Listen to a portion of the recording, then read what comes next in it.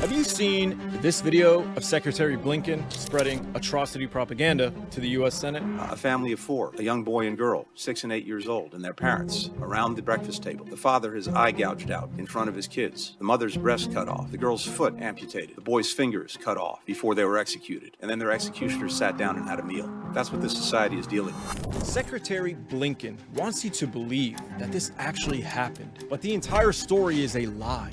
It has been thoroughly debunked. Most, if not all, of the atrocity stories coming out are bogus lies. We've seen them get debunked over and over. So it begs the question, where are these lies coming from? Who is behind them? And why do high-level US officials keep repeating them? Well, the answer is likely going to disgust you. You see, there's a sort of race to the bottom taking place right now between competing Israeli disaster relief groups. It's a competition to see who can tell the most disturbing story. Oh, you saw beheaded babies? Well, I saw babies being baked in ovens. Oh, that's nothing. I saw a pregnant mother get raped, baked, then raped again, chopped into pieces, then sold on the black market to the Hezbollah faction of the Mexican cartel. It's all highly unusual, but the lies actually start to make sense when you learn who's behind them. You see, these stories are coming from disaster relief groups that are fighting for media attention and charitable donations. These groups are in the business of raising money. And right now, atrocity fundraising is a gold rush. Very wealthy and very emotional Jewish Westerners are opening up their wallets to organizations and charities. And these organizations are jockeying for position as the best charity to give money to. And nothing raises money like a good story. For example, Eli Beer, the president of United Hatzalah, went on a media tour around the United States, telling audiences that babies were placed in ovens and baked to death. A little baby in an oven. They put them in, these bastards put these babies in an oven and put on the oven. We found the kid a few hours later.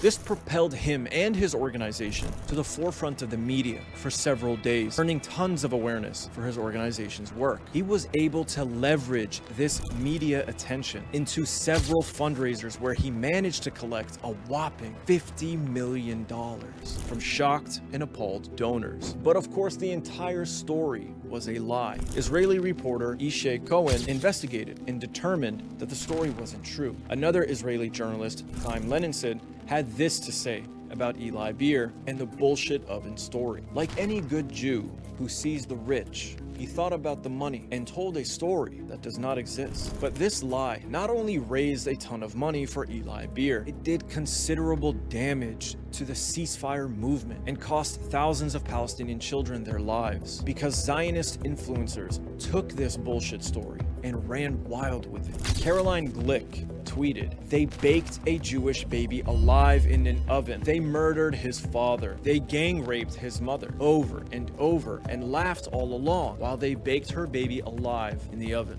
The Palestinians support Hamas. They love Hamas. No resupply.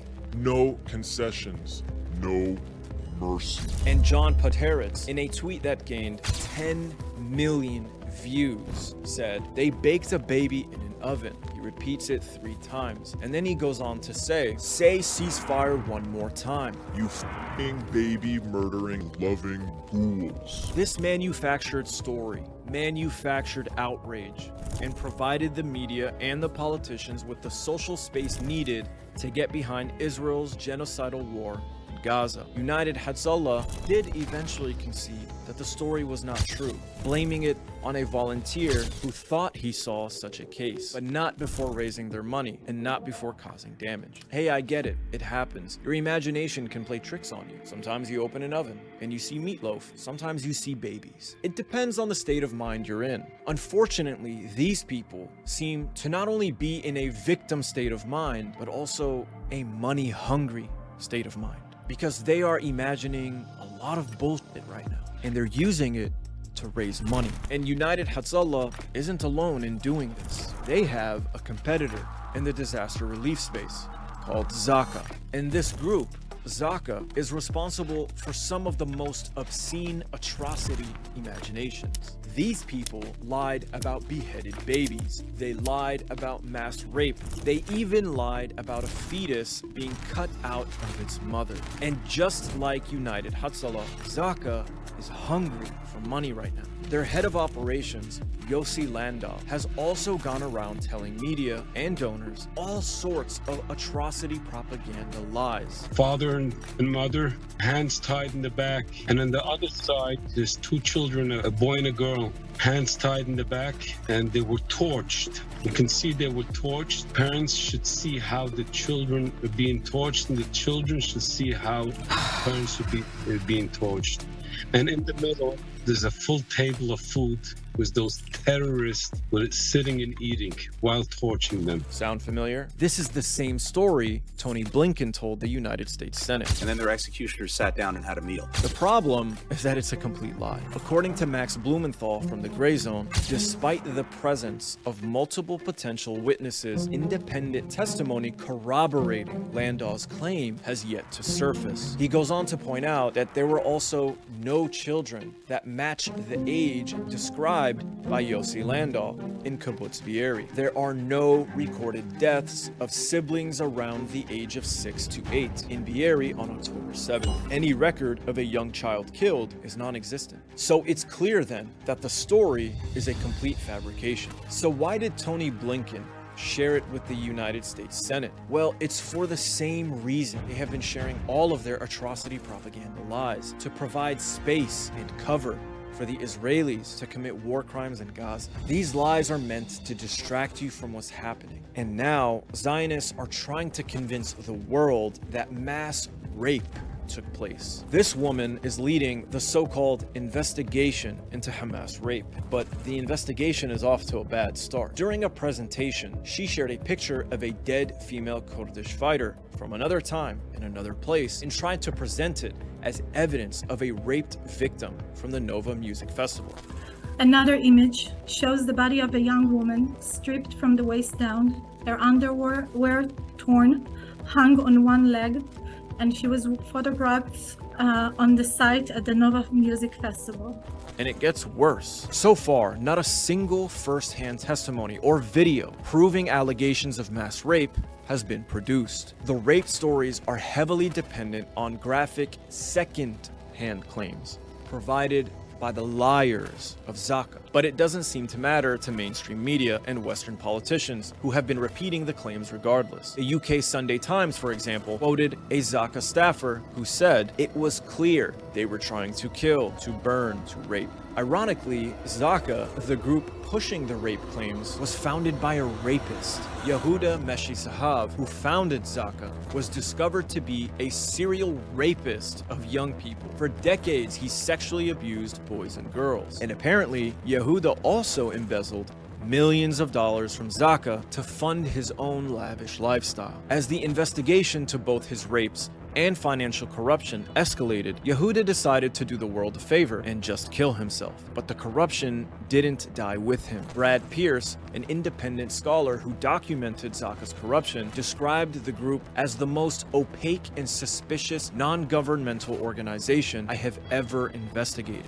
This is the group behind the mass rape claims. It's no wonder the world has questions. For Zaka, for Landau, for everyone. But like many of the Zionists spreading wild atrocity propaganda stories, Landau seems to think that these claims should be accepted without scrutiny or evidence. According to Landau, those who have questions about his stories should be killed. This person is clearly insane, yet mainstream media and politicians keep repeating his lies. For example, Landau lied about personally seeing children and babies beheaded at Kfar Aza. An Israeli spokesperson then took his fake story and declared a senior official in the Israeli coronary service has confirmed the allegation of beheaded babies. This made its way to CNN, where Sarah Sidner amplified the lie, eventually culminating in the press conference with Joe Biden sharing it with the American people. It's like a sick game of telephone, except the end result isn't just an inaccurate message. It's donation money for Zaka and genocide for Gaza. Of course, both Sarah Sidner and Joe Biden retracted their claims about beheaded babies. There are many atrocity propaganda lies to expose, and one day we will go through them one by one. For now, you should understand that these disaster relief organizations are inventing, spinning, or exaggerating stories